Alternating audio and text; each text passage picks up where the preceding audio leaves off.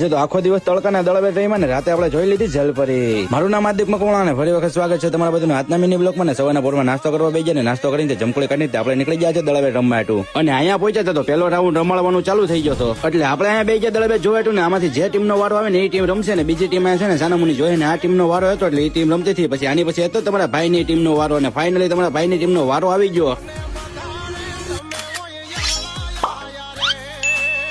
અમારી ટીમ હારી ગઈ ને એટલે અમારી ટીમના બીજા ભાઈ બહેન હતા ને એ બધા થઈ ગયા રાજી.